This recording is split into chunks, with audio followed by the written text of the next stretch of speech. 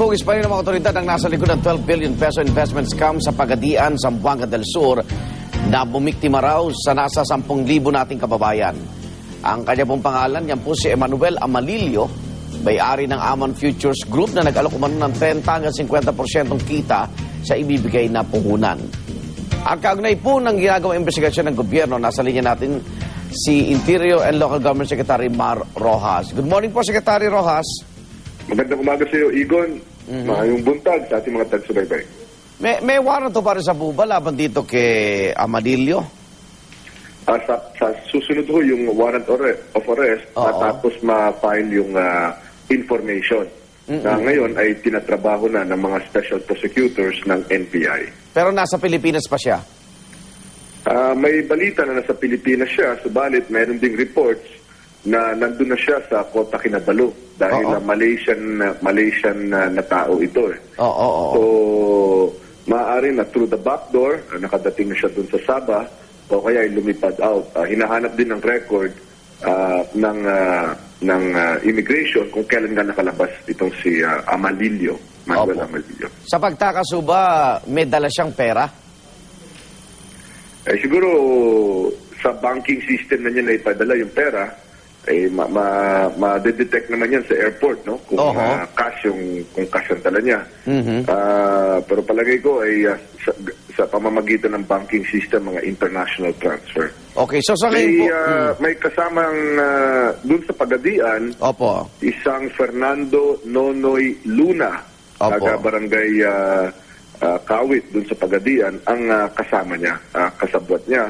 At in fact, nagkaroon ng kredibilidad sa Pagadian itong investment scam na ito dahil isang taga-Pagadian, itong si Nonoy Luna, ang siyang nag-introduce nito doon sa Pagadian. Opo. At ano to, nahuli na rin natin itong si Luna, Secretary?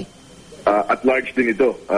Nung tumutok ito, September 26, bigla na lang ay hindi na nagbukas yung kanilang opisina na nasa sa isang bahay.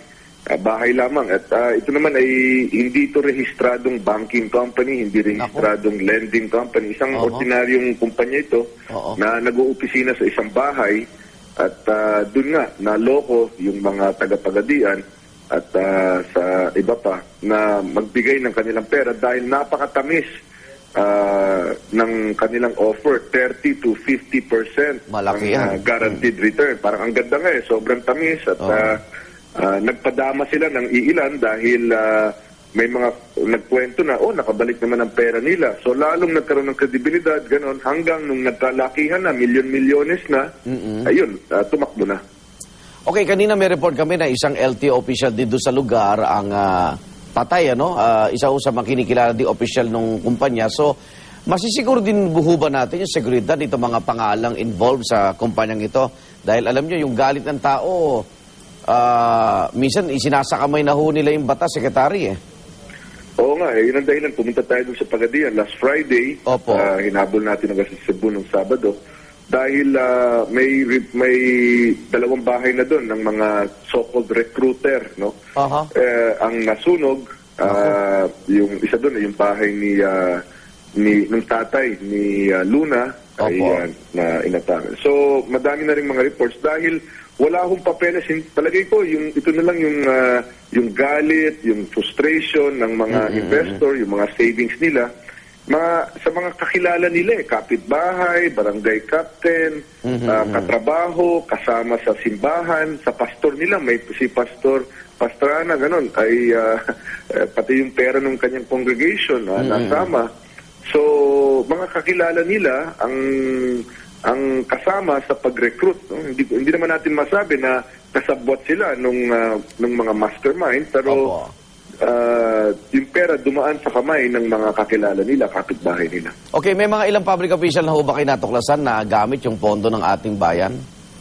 Hindi pa natin masisiguro, pero pina-audit natin lahat ng IRA, lahat ng bank accounts. Inutusan natin yung DILG na yung bank accounts, IRA, ng barangays, municipalities, cities, at provincial, ng Lanao Sur at saka ng Zamboanga Sur ay i-audit kaagad at humingi ng sertifikasyon mula sa kanya-kanyang treasurer na buo at hindi nagamit itong perang ito. Okay, Secretary, babala lang ho, baka hindi na sa Pagadian nangyayari itong scam na ito. Go ahead po. Nananawagan po tayo sa ating mga kababayan, hindi lamang sa Pagadian, Zamboanga, sa ating mga nakikinig. Huwag po tayong maniwala agad-agaran dito sa mga nag-o-offer ng napakatamis, napakagandang mga interest. Isipin po natin, kung sa bangko ang interest ay 1%, 2%, at yung sa pangkaraniwang negosyo ay ang kita ay 20%, 15%, isipin po natin, sino o anong negosyo ang makakapagbigay sa atin ng ganong kagandang interest? Palagay ko, automatic dyan ay illegal ito. At napakarami ng beses, yung sa legacy, yung sa napakarami na pong beses na naloloko ang ating mga kababayan, wag po sana tayo ang maging sunod na biktima. Wag po tayo, magtanong po tayo sa DTI, magtanong po tayo sa pulis, magtanong po tayo sa NBI o sa iba pang kinaukulan bago po tayo magbigay ng ating savings, yung, o iba pa, umutang para lamang makasama dito sa scam. Scam po ito, scam. Itong mga ang tawag ay pyramiding. Nakuloko po tayo, kaya mag-ingat po tayo sa ating pera. Secretary, maraming salamat sa oras. Good morning po. God bless. Thank you. Thank you. DILG Secretary Mar Rojas.